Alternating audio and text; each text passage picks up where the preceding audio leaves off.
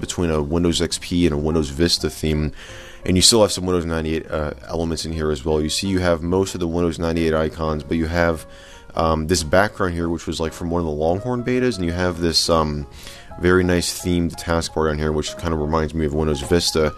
And he says that it's a very interesting like piece of software, like I guess software package, and it actually does some very interesting stuff through the installation. You can see that he says right down here that this disk features community patches that bring Windows 98 to a more modern era, adding support for newer systems and some of the Windows XP applications. So yeah, this is going to be very cool. I'm kind of curious to see what this is all about.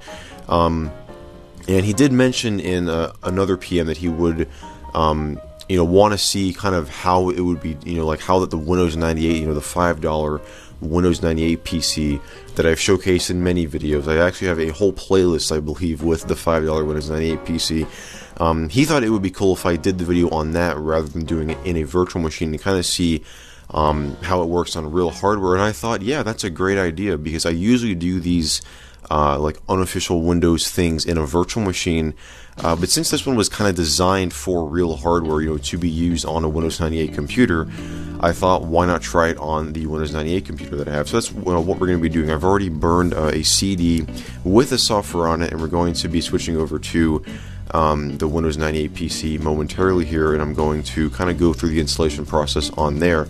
But again, I just do want to give a huge thank you to Hank717 again for sending this out, to me, or basically offering to send the file over to me. And yeah, that is pretty much all that I have to say. I'm going to go ahead and switch over to my camcorder now, and we're going to go ahead and start the installation process on the $5 98 PC. Alright, so we are back here on the $5 98 PC once again, and you can see it is right where that I left it off last time when we did the Windows XP Vienna video. So it's literally still on Vienna. I haven't really done much else to it.